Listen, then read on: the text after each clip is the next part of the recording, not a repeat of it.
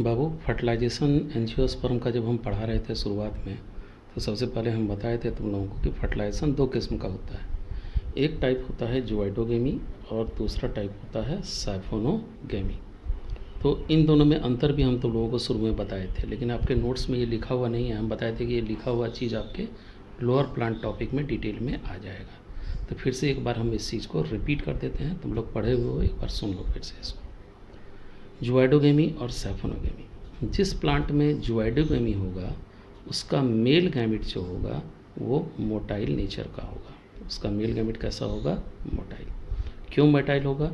Motile होने का कारण है क्योंकि उसके पास फ्लैजेला या क्या पाया जाएगा? सीलिया पाया जाएगा। ठीक, जिसके चलते ये मोटाइल होगा और पानी में तैर के कहाँ तक पहुँच जाएगा? फीमेल गैमिट तक पहुँच जाएगा। दूसरा है कि जिस प्लांट में साइफोनोगेमी होगा उसका male gamete non motile nature का होगा या पैसिव नेचर का होगा। ठीक है, नॉन मोटाइल या पैसिव। क्यों नॉन मोटाइल और पैसिव बोलेंगे?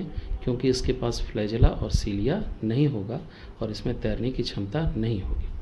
ठीक है, इसलिए इसको हम कहेंगे ये नॉन मोटाइल है और passive. There is no flagella and cilia. ये था पहला अंतर। दूसरा अंतर क्या है? Pollen tube. पॉलन ट्यूब जो होता है, वैसा प्लांट जिसमें ज़ोइडोगेमी होता है उसमें पॉलन ट्यूब का फॉर्मेशन होता ही नहीं है। ठीक है, और वैसा प्लांट जिसमें साइफोनोगेमी होगा उसमें पॉलन ट्यूब बनेंगे। ठीक है, और ये पॉलन ट्यूब ही हैं जो इसके नॉन मोटाइल मेल गैमिट को क्या करने का काम करता है? कैरी करने का काम करता है, ढोने का काम करता है। चूँकि ये खुद से तो तैर नहीं सकता है, चल नहीं सकता है, इसलिए फीमेल गैमिट तक इसको पहुँचाने का काम कौन करेगा? पॉलन ट्यूब करेगा। क्लियर हो गया? इसमें पॉलन ट्यूब नहीं बनेगा ज़ोइडोगेमी में, और साइफोनोगेमी में पॉलन ट्यूब बनेगा। तीसरा अंतर है एक्सटर्नल वाटर। तो इसका क्या है अंतर? कि जिस प्लांट में ज़ोइडोगेमी होगा उसमें एक्सटर्नल वाटर फर्टिलाइजेशन के लिए बहुत ही ज़रूरी है। क्यों? क्योंकि एक्सटर्नल वाटर ही यहाँ पर मीडियम प्रोवाइड करेगा, है ना, जिसमें कि मेल गैमिट तैर करके कहाँ तक पहुँचेगा? फीमेल गैमिट तक पहुँचेगा। क्लियर? और वैसा जिसमें साइफोनोगेमी होता है उसमें एक्सटर्नल वाटर का कोई रिक्वायरमेंट नहीं होता है फर्टिलाइजेशन के मामले में, है ना, कहीं से भी कोई ज़रूरी नहीं है। इसीलिए क्योंकि यहाँ मेल गैमिट को ढोने का काम कौन करता है? Pollen tube. That's why external water is not essential for fertilization in case of siphonogamous plant. ठीक है, चलिए अब है कि ज़ोइडोगेमी होता किस में है? तो ज़ोइडोगेमी होगा बाबू थैलोफाइटा में, ब्रायोफाइटा में और टेरिडोफाइटा, अर्थात क्रिप्टोगेम्स के केस में क्या होगा? ज़ोइडोगेमी होगा। साइफोनोगेमी किस में होगा? तो साइफोनोगेमी होगा जिम्नोस्पर्म के केस में, और किस केस में? एंजियोस्पर्म, अर्थात फैनरोगेम्स में क्या होगा? साइफोनोगेमी होगा। ठीक है, दूसरा पॉइंट, एंड जिम्नोस्पर्म के केस में एक एक्सेप्शन है, एक्सेप्शनल कंडीशन आता है। कौन सा?